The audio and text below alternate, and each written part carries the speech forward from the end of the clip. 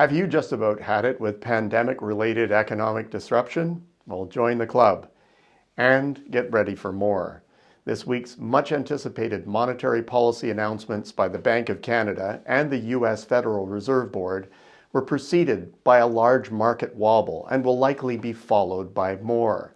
The mega shift in monetary stance should ideally be hailed as a key sign of a widely desired return to normal. Instead, it seems it's adding to the tempest.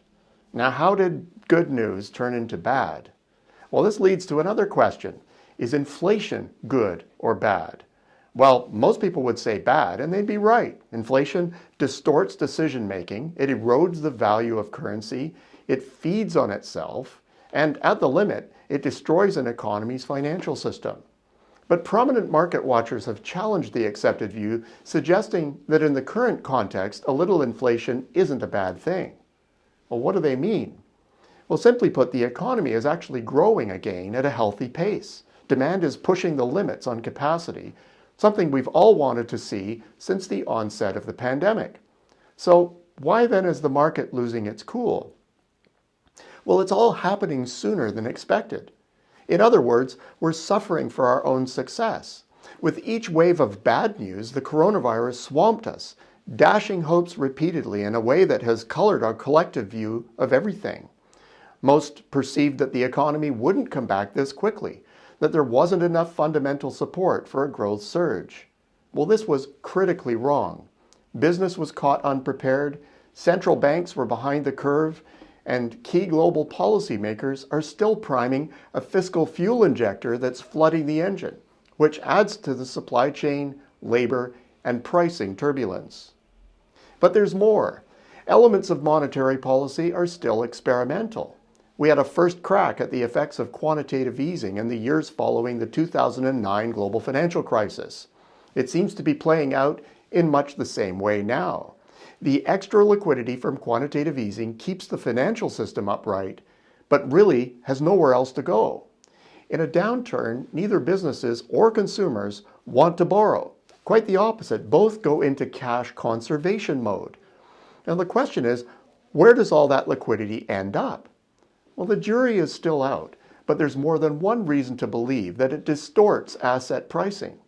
If so, that means when the tap gets turned off and the plug is removed, financial markets, especially equities, go into a tailspin, which is kind of what we're seeing now. Now, added to this is the expected sequence of interest rate hikes. Everyone is guessing about the size and speed of these changes, primarily because it's happening many months ahead of initial predictions. Now, while this is alarming, one key thing to remember is that central banks aren't trying to kill the economy. If inflation is being driven by hot demand, the idea is to take their lead feet off the gas pedal, not to slam on the brakes. It's a delicate business, and we all hope they pull it off well. Is there a further complication? Well, economies aren't all at the same point in the cycle. The United States and Europe have lots of pent-up demand. Canada, among others, looks to be at the top of the cycle and is particularly sensitive to monetary tightening. China, on the other hand, is a world apart, and its property market is precarious. Consumers are very hesitant at the moment as well. In contrast, China is actually upping its monetary stimulus, which makes for an interesting monetary melee. Well, the plot thickens.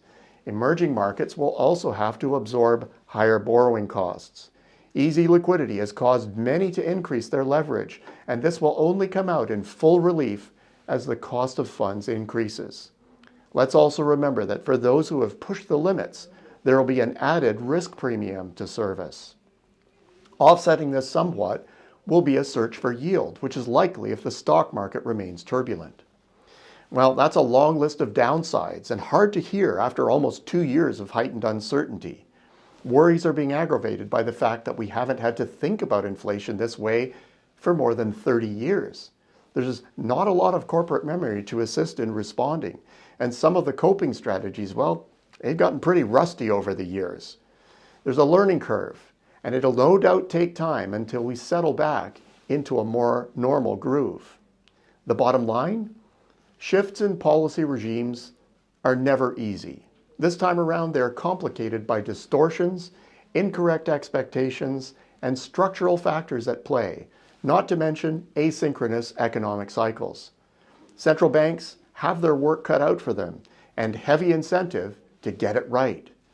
Bringing inflation and inflationary expectations back to target may be challenging, but there's a time-tested playbook for that. Overdoing policy measures could send us back into that disinflationary, or worse, deflationary world for which there's a much thinner playbook. Nobody wants to go there. Here's hoping they get it right. Until next week, I'm Peter Hall.